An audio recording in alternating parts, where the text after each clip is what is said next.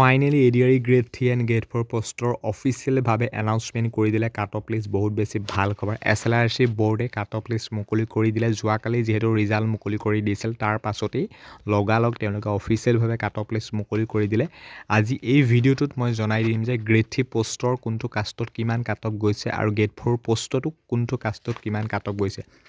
পোনপ্ৰথমতে মই গ্ৰেড 4 পোষ্টৰ cut off লিষ্টখন দেখুৱাই দিছোঁ মন কৰিবা ইয়াত state level recruitment commission for class 4 post অৰ্থাৎ গ্ৰেড 4 পোষ্টৰ ইয়াত কাট অফ লিষ্টৰ কথা উল্লেখ কৰা হৈছে আমি হয়তো নামটোহে গম পাইছোঁ যে গ্ৰেড 4 পোষ্ট কিন্তু ইয়াত বহুকেইটা বিভাগৰ কেণ্ডিডেটে এপ্লাই কৰিছে 10 পাছ 12 পাছ বাকী 8 পাছ গতিকে প্ৰত্যেকটো গ্ৰেড 4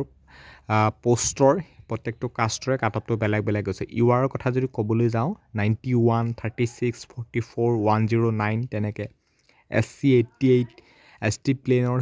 87 ST হিলছৰ 74 OBC গৈছে 90 OBC 3 টাইপ আদিবাসীখিনি গৈছে 86 আৰু এক্স ছাৰ্ভিচমেনৰ গৈছে 63 আৰু বাকী বিষয়খিনি মন কৰিবলগীয়া হয় যদিনো ইমানো বিশেষ আমি যেহেতু কেণ্ডিডেট নাথাকে এইখনেই হৈছে গ্ৰেড 4 পোষ্টৰ অফিচিয়েল কাট অফ লিষ্ট এতিয়া এই গ্ৰেড 3 পোষ্টৰ কাট অফ লিষ্টখন আপোনালোকৰ আগত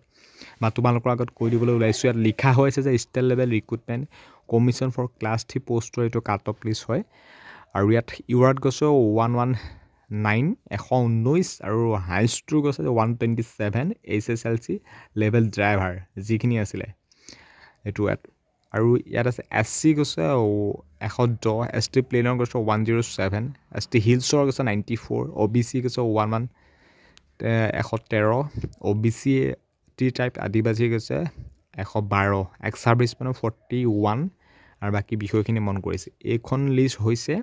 থাৰ্ড গ্ৰেডৰ অৰ্থাৎ তৃতীয় বিভাগৰ অফিচিয়েল কাট অফ লিষ্ট আৰু এইখন হৈছে গ্ৰেড 4 পোষ্টৰ অৰ্থাৎ চতুৰ্থ বৰ্গৰ অফিচিয়েল কাট অফ লিষ্ট ভিডিঅ'টো যিমান পাৰে সিমান বেছি শ্বেয়াৰ কৰক বৰ্তমান অফিচিয়েল কাট অফ লিষ্টৰ লগতে ৰিজাল্টটো মুকলি কৰি দিলে এছএলআৰচি বোৰ্ডে গতিকে ধন্যবাদ থাকিল অসম চৰকাৰ